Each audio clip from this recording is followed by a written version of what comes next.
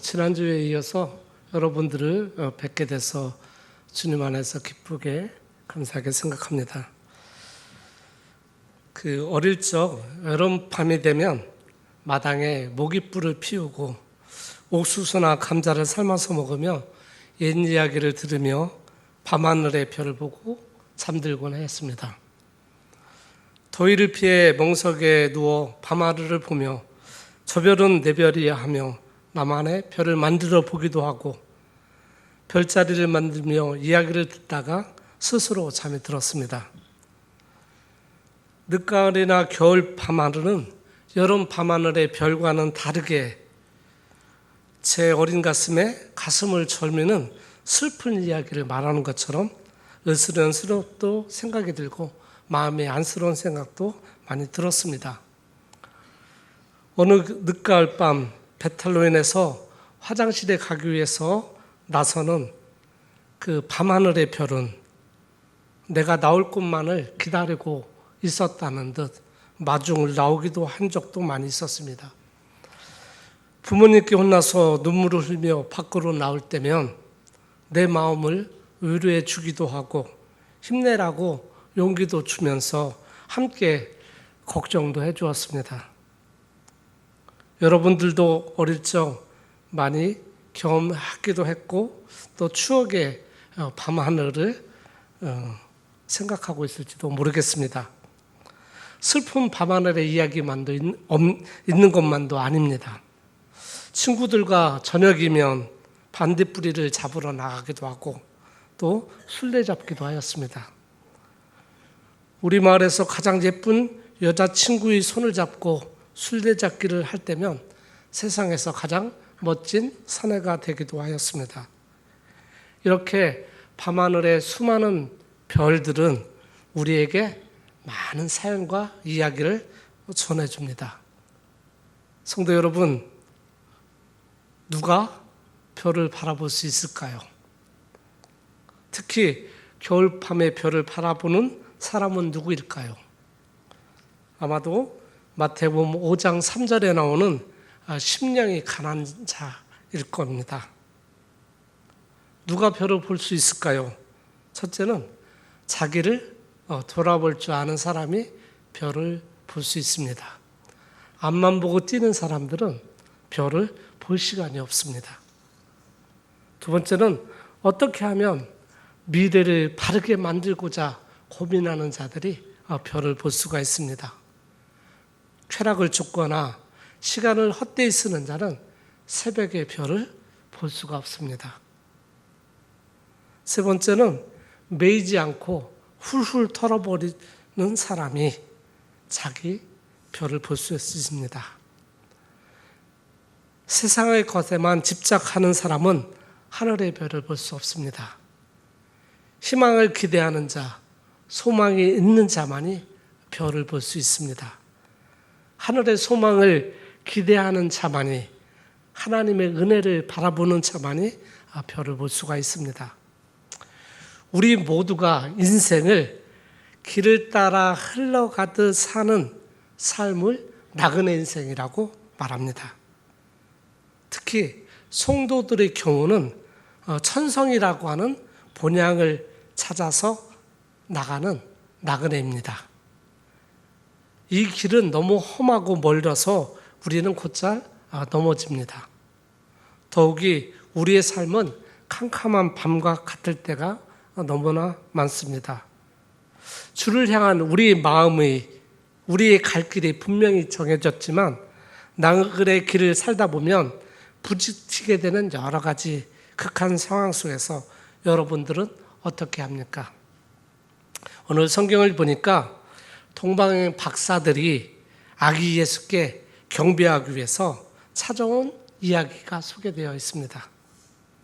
그들이 어둠을 뚫고 먼 길을 찾아와 아기 예수께 경배한 사실은 우리 성도들이 살아야 하는 나그네 인생의 축소판이라고 할 수 있습니다. 그러므로 그들을 통해 어둠을 헤치고 나그네 인생을 살아가는 성도들이 과연 무엇을 의지하는 바를 생각해 보았으면 좋겠습니다. 성도 여러분, 아기 예수께 경배하기 위해 찾아온 박사들은 무엇을 따라왔냐면 별을 따라 유대까지 왔다는 겁니다. 이 동방 박사들은 이스라엘 사람들이 아니라는 겁니다. 이방 민족인데 지금으로 따지면 그 이라크나 이란 쪽에 사는 페르시아 지역에 사는 사람들이었습니다. 그들은 도처에서 흩어져 있는 유대인들을 통해서 장차 유대를 다스리고 세계를 다스릴 한 왕이 태어난다. 그 증표가 역사상 나타나지 않는 새 별이 나타날 때라는 것을 알았습니다. 그리고 드디어 그들이 이 별이 나타나자 스스로의 힘, 즉 여행의 경험이 있는 자나 유대를 찾아가는 지도 등을 의지하지 않고 오직 별만 보고 별의 인도를 따라서 유대까지 이르렀다는 것입니다. 여기서 별은 무엇을 상징할까요? 그것은 바로 예수 그리스도와 그의 진리의 빛을 상징합니다. 그러므로 역시 이 험난한 나그네 인생을 살아가는 우리, 그리고 무사히 천국에 이르기를 원하는 우리는 바로 예수 그리스도를 바라보아야 합니다. 우리의 경험이 아무리 풍부하고 지식이 있고 지혜가 있다 하더라도 그것이 우리 인생의 성공을 보장해 주지는 않습니다. 더욱이 그리스도에 이르는 길은 오직 그리스도의 빛을 따라갈 수밖에 없음을 명심하시기 바랍니다. 그렇게 알았던 동방 박사들도 실패는 있었습니다.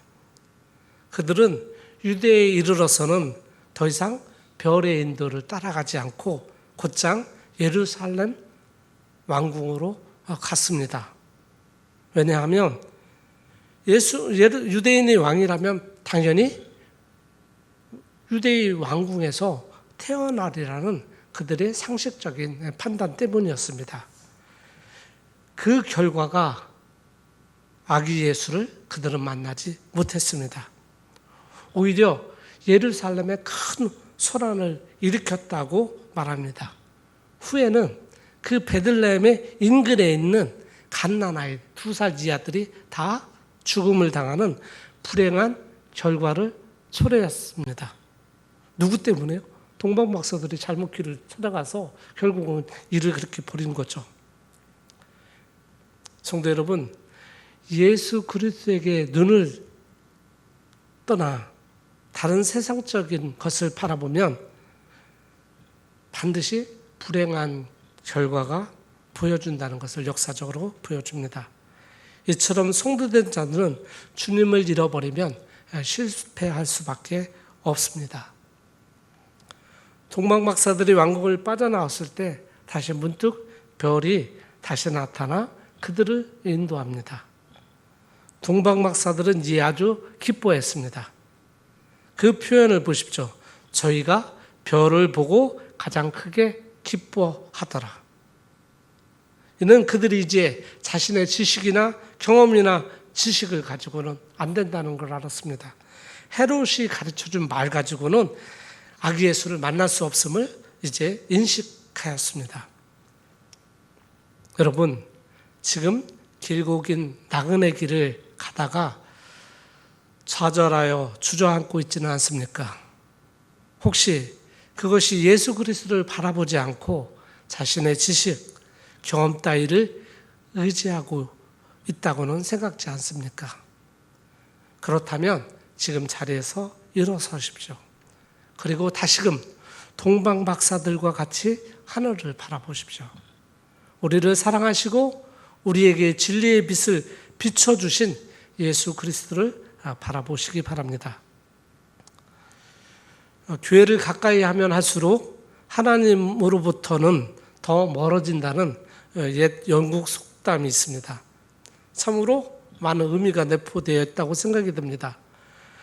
신성한 것들과 친숙해질수록 오히려 더 깊이 이해함에도 불구하고 오히려 사람들은 그것을 경멸하거나 혹은 경홀히 여김에 따라서 오히려 하나님으로부터 멀어진다는 이야기입니다.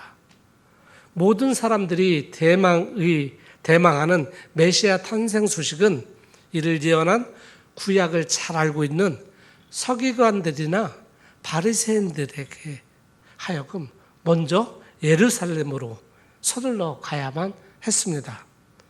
그러나 그들은 이러한 영광을 누리지 못한 것입니다.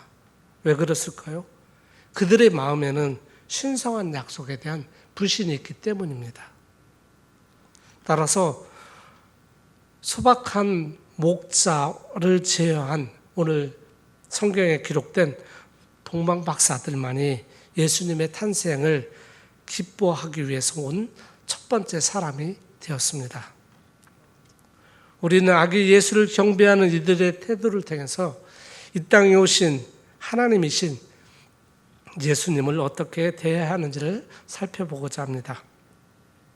동방박사들은 가장 크게 예수님을 보자 기뻐하였다는 것입니다. 성도에게 가장 큰 기쁨은 무엇일까요? 그것은 바로 주님을 친히 뵙는 것이겠죠. 우리는 이러한 기쁨을 예수님의 탄생을 보기 위해 나가는 동방박사들에게서 발견하게 됩니다. 본문 10절에 보면 가장이라는 말이 나옵니다.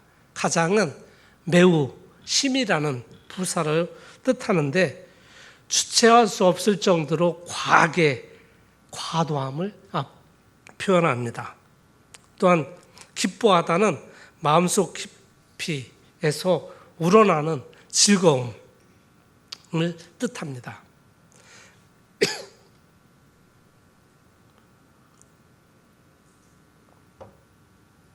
이를 통해서 볼 때 동방박사들은 누가 보더라도 지나칠 정도로 기뻐했다는 겁니다. 사막에서 오아시스를 만났을 때 어떻게 환호했을까요? 요즘은 올림픽을 통해서 금메달을 따는 선수들의 표정 속에서 어떻게 기쁨을 표현할까요? 그래서 가장과 크게가 더불어 쓰이면서 기뻐하고 기뻐하다는 말을 거듭해서 사용하고 있습니다. 동방박사들은 예수님께 기쁨으로 나갔다는 겁니다. 물론 그들은 별을 보고 기뻐했지만 그것은 곧 아기 예수를 보게 될 거라는 기쁨을 의미합니다. 하나님께서는 주님을 찾는 자들에게를 인도하여 주시지만 곧 주님을 만난 희망을 갖는 충만한 기쁨도 함께 우리에게 주십니다.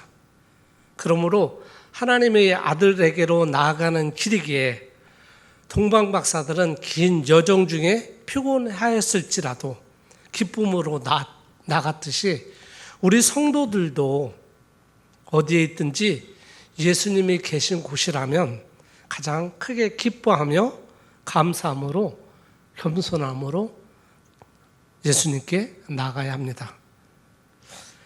2000년 전 사막을 여행하는 것은 쉬운 일이 아닙니다. 말이나 마기, 마차를 타고 여행하는 것입니다. 그런데 여행을 하는데 별을 보고 갔다는 겁니다. 별은 언제 보이죠? 밤에 보입니다. 낮이 아니고 밤이라는 겁니다. 밤에 별의 인도를 따라서 갔다는 겁니다. 별은 날이 흐르거나 비가 오면 또 볼 수도 없습니다. 날이 좋은 날에만 골라서 여행을 하는 겁니다. 그것도 별에 인도할 때만 따라가는 겁니다. 등불에 의지해서 도적과 강도가 곳곳에 있는 곳에 목숨을 건 여행을 하고 있는 것입니다. 지금까지 보지 못했던 큰 별을 따라 세상의 구원을 하는 왕으로 오신 분을 보기 위해 죽음과 공포를 무릅쓰고 먼 여행을 합니다. 여러분은 오늘 예배에 어떤 마음으로 오셨습니까? 어떤 마음으로 봉사하고 계십니까?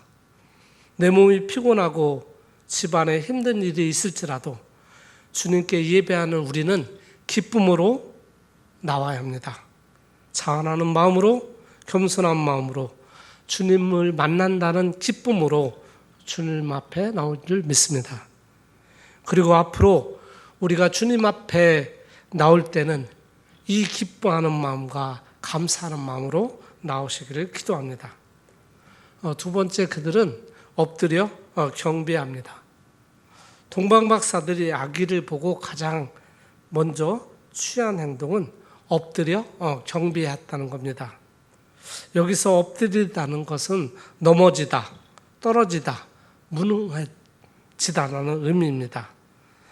다른 문화권에서도 이런 행위는 자신의 무능한 존재로 여기며 낮춤으로써 상대방을 높이는 경배 행위를 가리킵니다. 우리나라에서도 왕이 행차를 하면 길바닥에 모든 사람들이 엎드립니다. 고개를 들지 않습니다. 하다못해 판사들이 정승이 지나가도 고개를 들지 않습니다.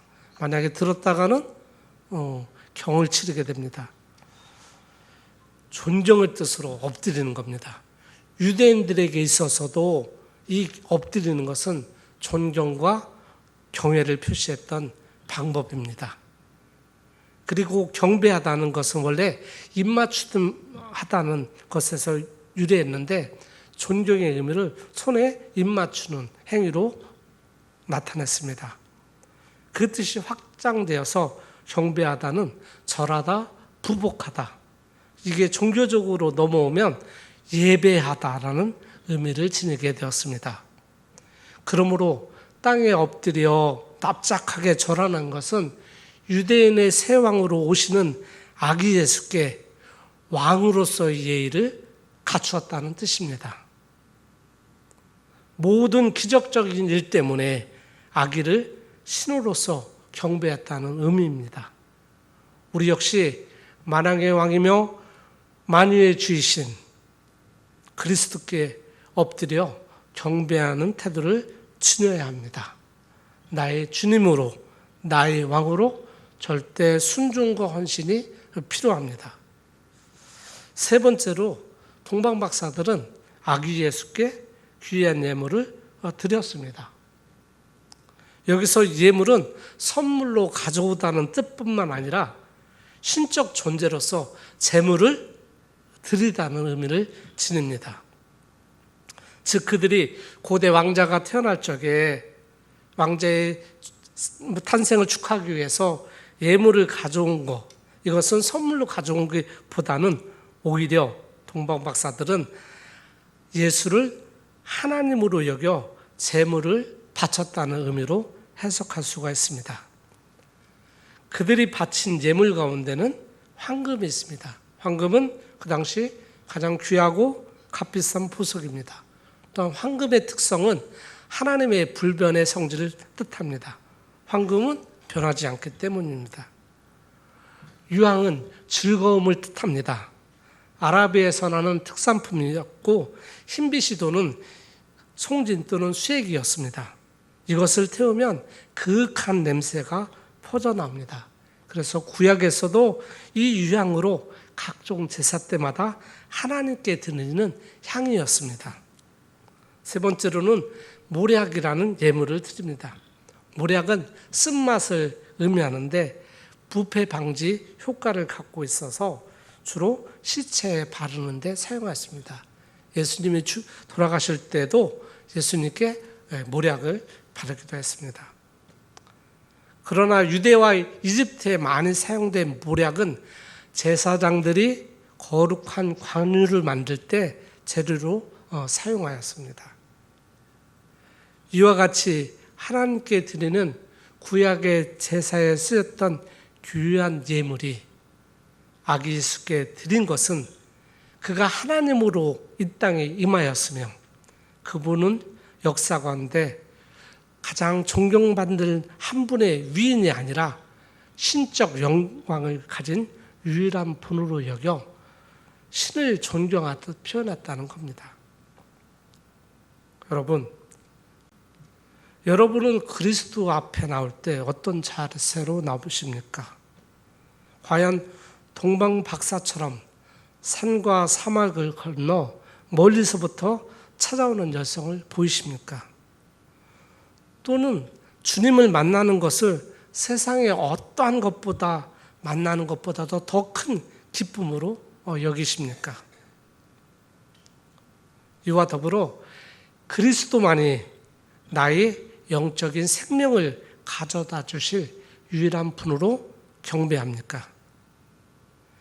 그분에게 내가 가진 가장 값진 것을 아낌없이 바치는 희생을 감수합니까?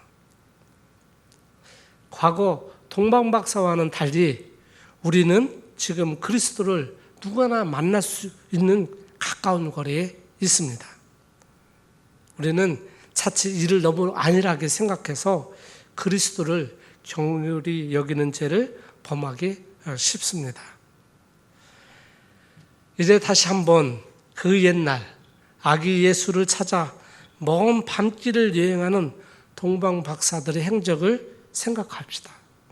그리고 그들을 본받아 우리도 겸손히 주님 앞에 나갑시다.